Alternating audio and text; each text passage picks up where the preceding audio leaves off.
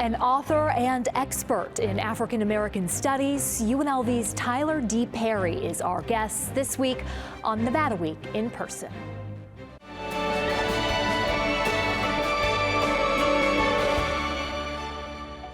Support for Nevada Week in Person is provided by Senator William H. Hernstat.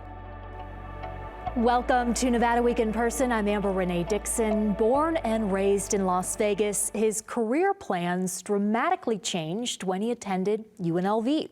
His work you can read in publications like the Journal of African American History and the Washington Post. Tyler D. Parry, Associate Professor of African American and African Diaspora Studies at UNLV. Thank you for joining Nevada Week in Person. Thank you. It's an honor to be here, Amber. Let's start with that change in career path in UNLV. When was that and what happened? Yeah, I'll try to make this a relatively shorter story of a longer one, but I would say that I had ambitions to go into some form of broadcasting or communications, and it made sense for me when I entered UNLV to declare that as my initial major. But my career trajectory really changed around my third year at the university. I had always liked history, but formal patterns of education rarely interested me, and I didn't really understand what a historian did. But I took a history class my third year called Comparative Slavery. By that point, I had started to gravitate toward history as a major. And the professor, whose name was Kevin Dawson, taught us a way to approach historical subjects, particularly of oppressed people, from a completely different perspective, prioritizing the way they thought, the way they felt, the way they resisted, the way they interacted with each other. And it was very much a humanizing way of investigating the historical process. And so from that point, I decided that I was going to pursue some form of a profession in the historical field. What did that mean at the time? I wasn't entirely sure. Maybe I could go to law school, maybe I could teach K through 12, but there was this pathway toward graduate school, becoming a professor, and I really leaned on him and a few other faculty within the department of the history program, just asking questions as to what the process looks like. What do you do to get a PhD, for instance? How do you get funded? Do you have to pay for this? So those were the questions that I initially asked, and so I switched from communications, still a love of mine in some form of broadcasting. Well, and look at you now, you're broadcasting. Right, yes, yeah. So I'm still doing it in some capacity, but no regrets. I feel like I ended up where I needed to be at that point.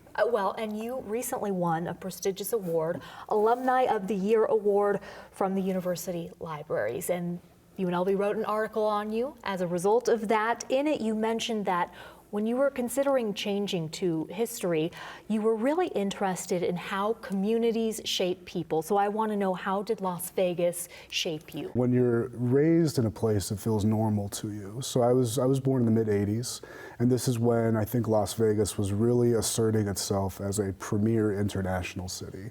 Tourism was booming. Every year it seemed like a new casino was being built. The Strip was always changing. And so for me, interacting with people from various backgrounds, being introduced to new people every year who had just moved to the city, it was a pretty normal aspect of my experience. But I think in retrospect, it really did shape kind of how I perceived both myself as a member of a community and how communities are formed across cultural boundaries to some degree, and how people can interact with each other and come to understandings. And there's an aspect of camaraderie that emerges from that particular process when you approach things with an open mind. So, the people I'd met, the foods I'd eaten, the types of cultural performances that I'd been privy to being raised in an increasingly diverse urban space, I think was crucial to the way that I approached graduate study, and also the way I interacted with people throughout the profession as I began my career.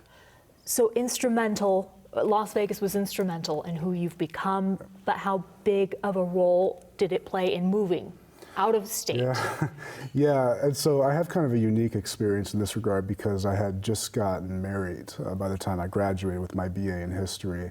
I met my wife at UNLV. We both took an elective class together, and long story short, ended up getting married. In theater, you told me, nonetheless. Yeah, it was an introduction to theater course. I think it was just an elective that both of us randomly chose, and we happened to live on the same side of town. One thing about my university experience is that I was one of the local kids that decided to stay home to go to university. Millennium Scholarship made things very cheap. I lived with my mom and dad and worked while I went to UNLV to kind of avoid getting into too much debt. So my wife did something similar. And so there was a certain, we were simpatico in that regard. But once I received the notice that I had got into graduate school at the University of South Carolina, and I had nothing against South Carolina, it's just not a place I ever thought I would end up. I thought, being born and raised in this particular city, why leave? Everything's here. Everything that I needed was here. But to go to graduate school, I needed to go do something else. I needed to go to a different department to get my advanced degree. And University of South Carolina not only said yes, but they said they would fund that. So it made sense to me to go. But, doing that, now uprooting both of us, who really Vegas was what both of us knew the best.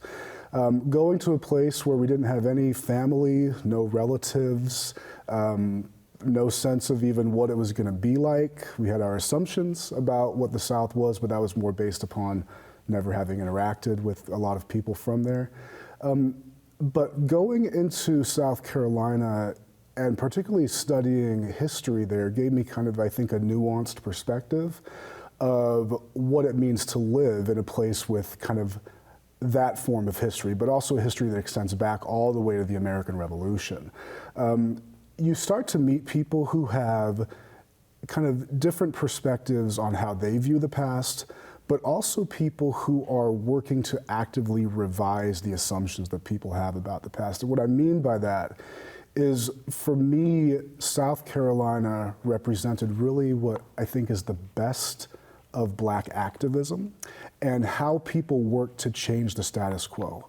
So if you approach a place with a preconceived notion that there's nothing of value for you to learn from there, I think you do yourself a disservice. And I think coming from Las Vegas and having interacted with people from all walks of life helped to kind of prepare me to take a place on its own terms, but also find that more subversive aspect of its history that you can really appreciate for those people that against all odds work to change a place for the better.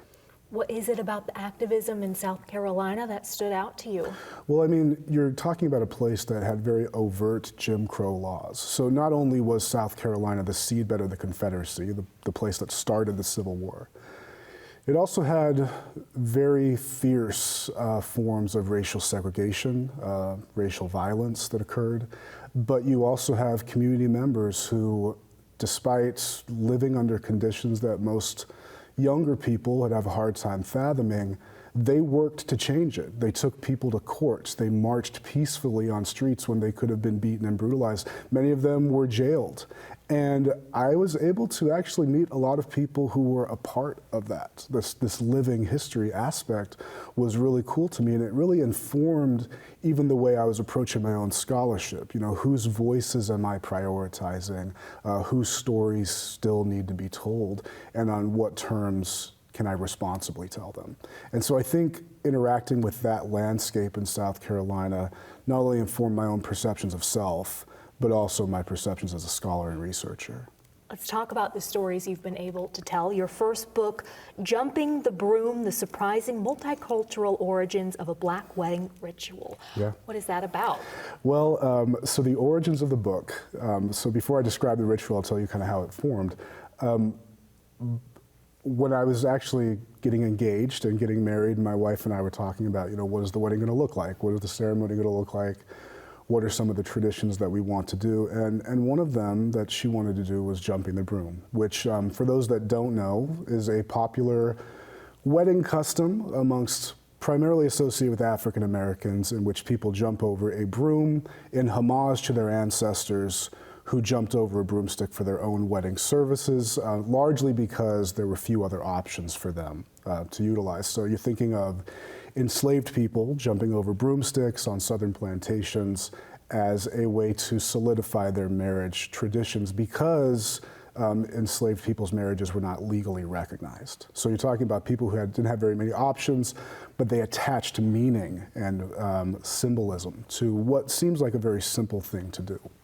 And so my wife wanted to do that. And by this point, I had decided that I wanted to go to graduate school to study the African diaspora and slavery in the Atlantic world. I was semi-familiar with the ritual. She had learned about it in a class that she was taking. A few months before we got married, some friends of ours jumped over the broom themselves, and so we thought it would be kind of interesting and cool to kind of solidify our own union in that capacity. But the way that my actual book formulates is directly tied to this, because when we were preparing kind of the wedding customs and processions, the minister wanted to describe the ritual to the audience because there's an assumption, realistic one, that a lot of people might not know what it is or why people do it. Right. So he asked me to get some research together, like a description of the ritual for him to just, give to the audience. And, in my research brain, as I was going into graduate school, I thought, well, then he must want like a 35-page research paper. And so I bring him all this documentation because at this point I had access to a university library, and I thought that I was just going to uncover everything. And I found a lot of really interesting material that connected the ritual back to Western Europe. And so all of these questions started formulating into my mind as to why enslaved people would adopt it and how it becomes popular amongst African Americans in the 20th century.